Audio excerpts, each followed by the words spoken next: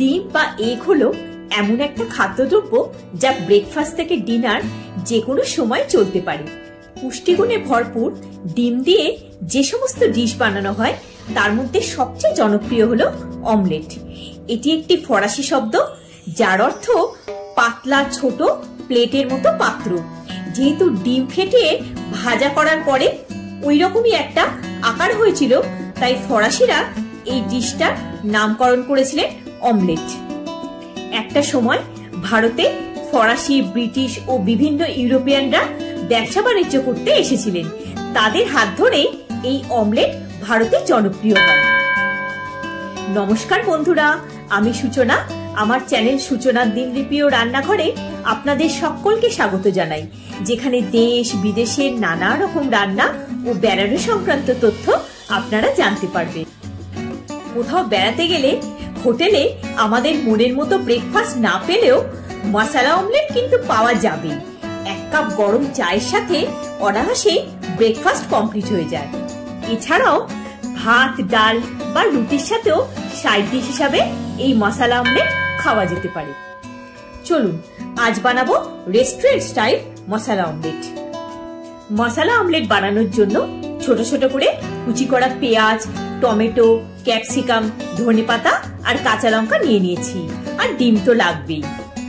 প্রথমে একটা মাগে দুটো ডিম ভেঙে দিলাম। এই ধরনের গ্লাস বা মাগে ডিম ফেটানোটা ভালো হয়। স্বাদ মতো নুন, একটু গোলমরিচ গুঁড়ো আর হাফ চা চামচ ময়দা, এটি বেশি দেওয়া যাবে না। একটা হুইস্কার দিয়ে ভালো করে ফেটিয়ে নিচ্ছি। ডিম ফেটানো হয়ে গেছে।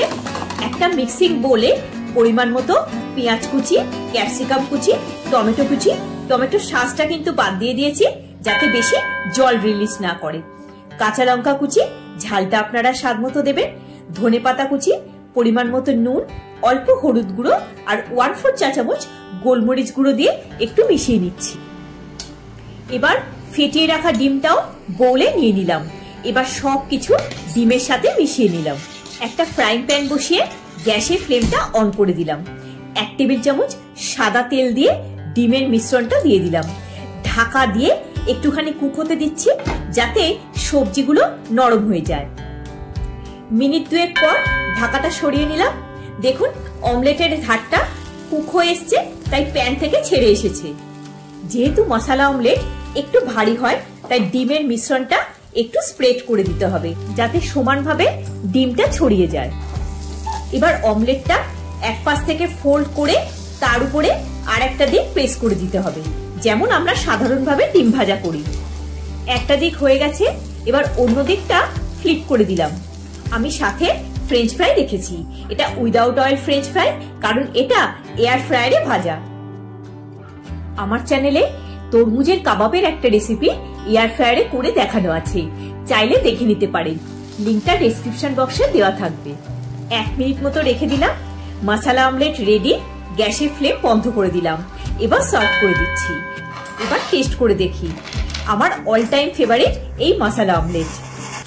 আপনারা নর্মাল আলু ভাজা বা পটেটো চিপসও সাইডে দিতে পারেন, বাচ্চাদের ভালো লাগবে। আর যদি কখনো লাঞ্চ বা ডিনারে অন্য কিছু খেতে ইচ্ছা না করে, বাটার টোস্টের সাথেও এই মশলা অমলেট দারুণ জমবে। ভিডিওটা যদি ভালো লেগে থাকে একটা লাইক দিয়ে চ্যানেলটা সাবস্ক্রাইব করে পাশে থাকার অনুরোধ রইল। সবাই খুব ভালো থাকবেন, সুস্থ থাকবেন। দেখা হচ্ছে পরের একটি পর্বে। ধন্যবাদ।